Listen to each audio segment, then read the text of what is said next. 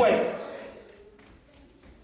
If you believe that everything is going to be all right, the problem that we're running into is that God gives us a word and we have a tendency to point to somebody else. That's for her. Yes. No, that's for you, district missionary. That word that came, that had to be for you. Superintendent, that word, that must have been for you. Instead of looking at yourself, God never told you to look at anybody else. He told you to look at your life and make sure that your life is pleasing unto God.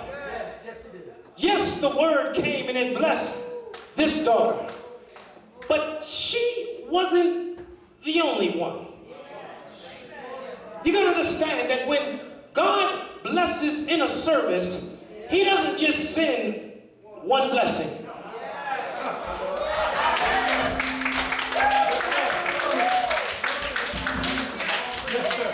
The problem that we run into is that we don't want folks to see our dirt.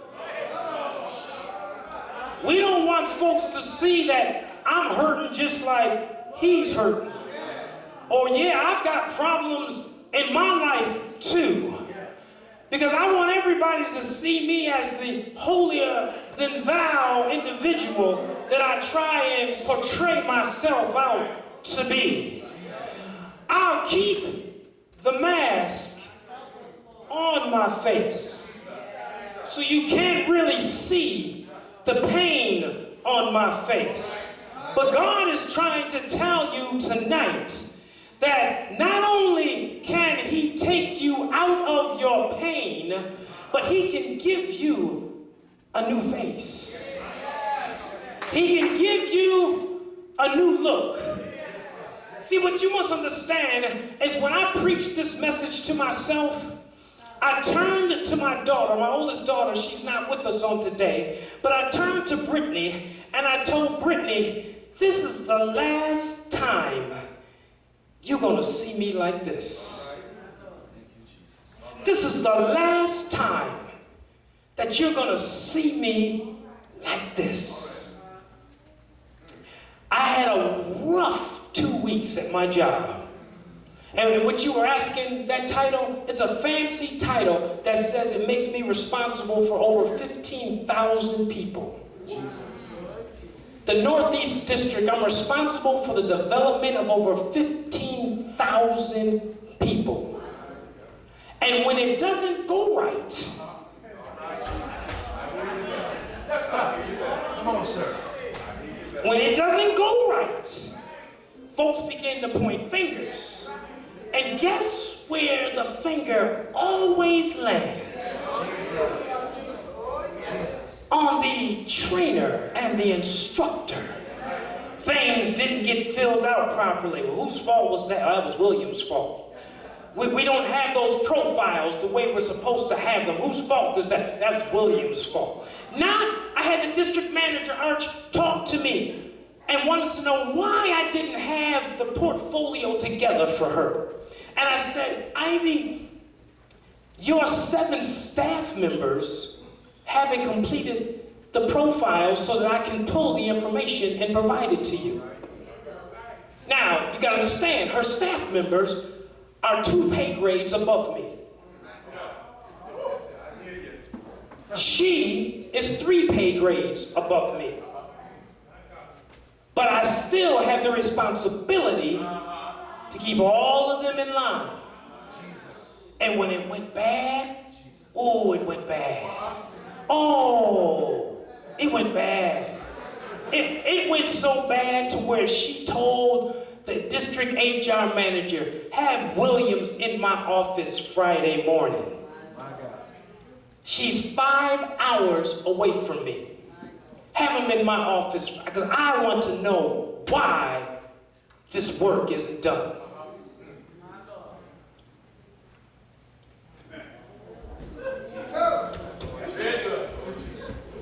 So I had a rough week had a rough 2 weeks. And I started thinking about your service. Does anybody realize that the number 10 actually is the meaning of completion?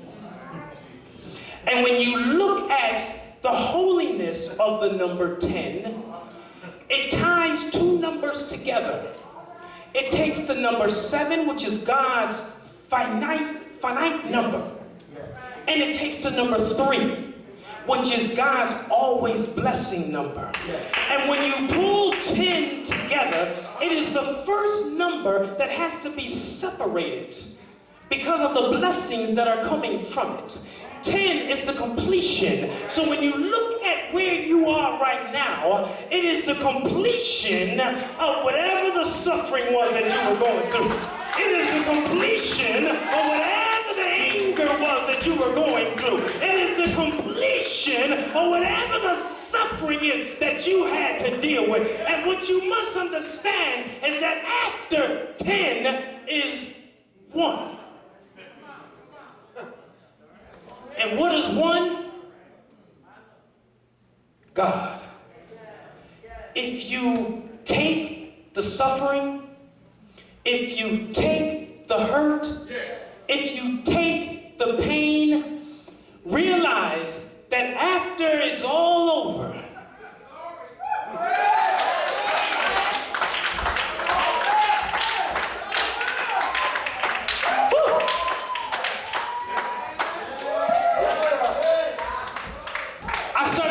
about it. And I said to the Lord, and this is going to help somebody, I said to God, I said, Lord, listen, I can't be dealing with this. I'm getting ready for this service. I've got my wife and my children that I'm getting ready to move to Virginia, and I'll tell y'all about that in a minute. And I just can't be dealing with this. I can't have the district manager telling me to show up at her office 5 hours away the very next day. I can't be dealing with this. And God answered me, and he says, you're right.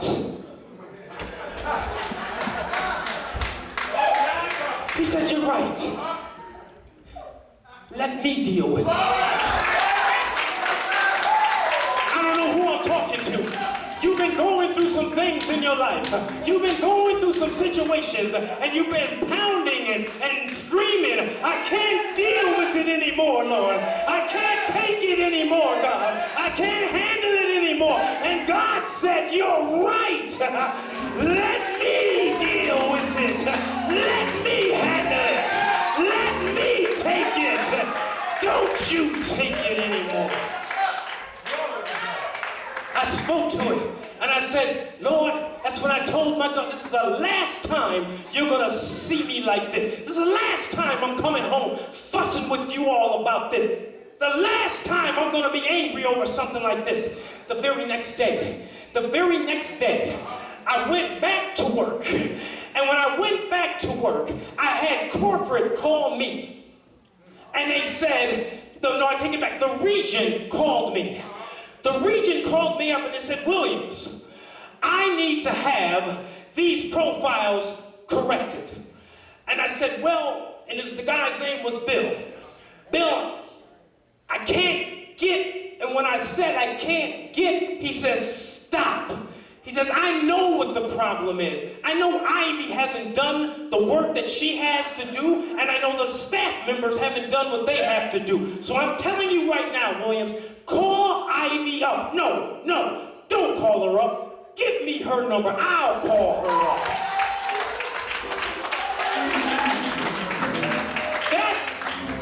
When that happened, I quickly went in my phone. Now, Bill, you gotta understand now, she doesn't really like for folks to have her cell phone number. He says, Steve, who am I? I said, you're the region manager. Who is Ivy? She's the district manager. So, who can't call her? Bill, her number is...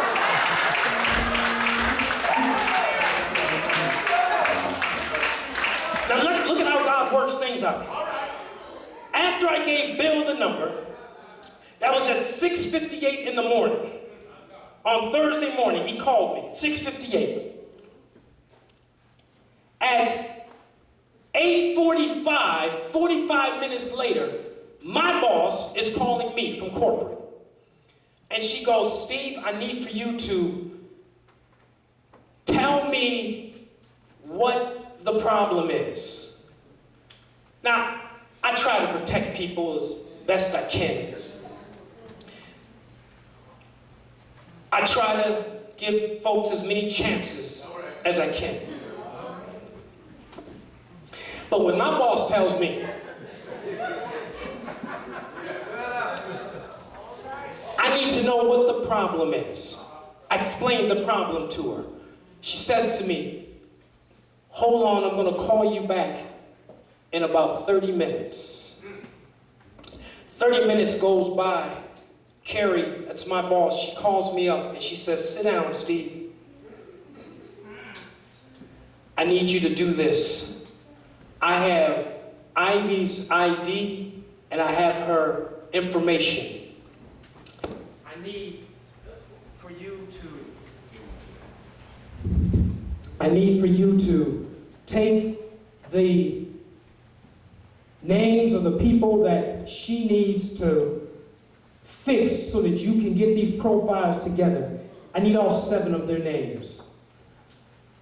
Make a long story short, in 45 minutes, every bit of information that I needed,